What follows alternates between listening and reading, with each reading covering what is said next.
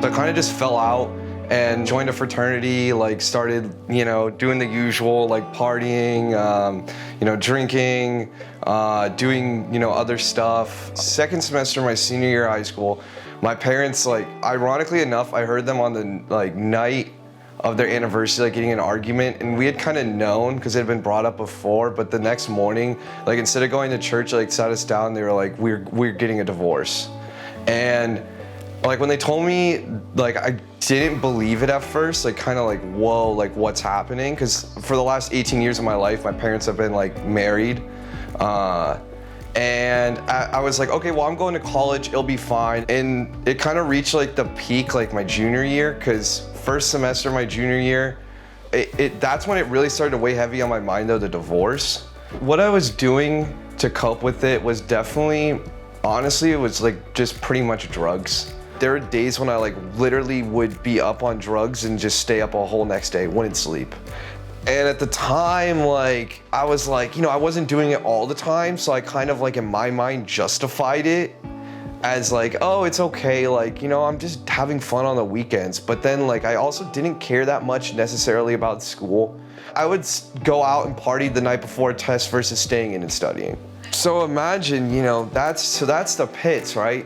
You're doing drugs, multiple times a week. You're just cut your life. You don't really have any set guidelines. I've kind of valued more being what people thought about me as a frat guy than who I am as James Frack. I'm just a dude in a fraternity. I don't have to live up to any image. I can be whatever I want. I kind of just lost the pride in myself, and I just kind of, I guess, just started to use other things to cope besides taking control of my own life. At that moment when I got sat down with a bunch of my closest friends and said, yo dude, you gotta get your stuff together. To see my best friend Christine and my little Kyle, two of the people I'm closest with on campus, to see them both cry and not even recognize the person who was sitting in front of them. It was it wasn't the person they knew and became friends with and fell in love with and appreciated. And it was yeah, that's a final nail in the coffin. So I met James when I was a freshman.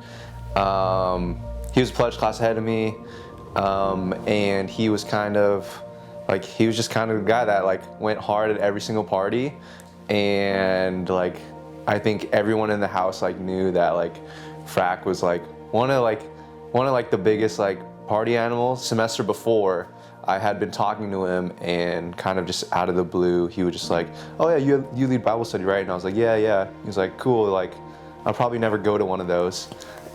And I was oh, okay, I'll respect that, and I won't force it upon him. I won't invite him to Bible study, that's fine. The next semester, I was scrolling through my phone before Bible study to just find someone new to invite to Bible study, and I came across his contact info, and God was just kind of hey, you should invite him. And I was there's no way I'm gonna invite him. Immediately I thought of that conversation that we had, but God was no, invite him. And so I sent him a text, and when I sent him that text, I was just I was hoping, I was honestly hoping that he would just ghost me, leave me on red, and not respond to me, because I didn't want him to be angry at me. And so I was God, please, just don't let him respond or anything. At that point, I had gotten to the point where I was all right, I clearly can't do anything right in my life. I need at least something sort of to guide me at least through life. And I was well, you know what? I was I went to church my whole life before I came to college. Why don't I just start, why don't I just pray to God? And then literally that same day, I got that text from Gabe asking to come to Bible study, and I just said, yeah, sure, I'll go. Within the first couple Bible studies, I got very comfortable. And it started to go from, it made for me practicing religion go from more of a chore to something I genuinely enjoyed. That Bible study is probably the most, that was the biggest, first step for me. And it's something I still to this day, enjoy going to every week.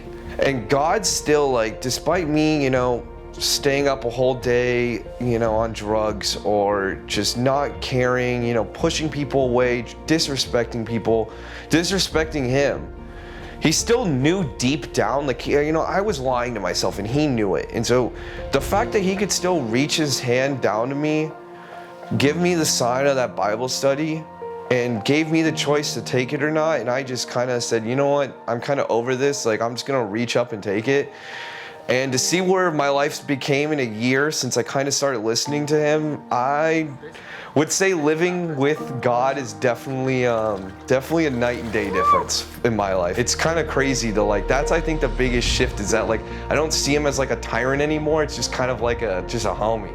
Like that's just how I have like a relationship with people. It's casual and it needs to be casual, and respectful and it needs to be. And that's the same way I have a relationship with God. And I think anyone you know will, definitely say, yeah, he's still the same old James. He still talks loud, still kind of an idiot, still likes to, have fun, but that's not all he is anymore.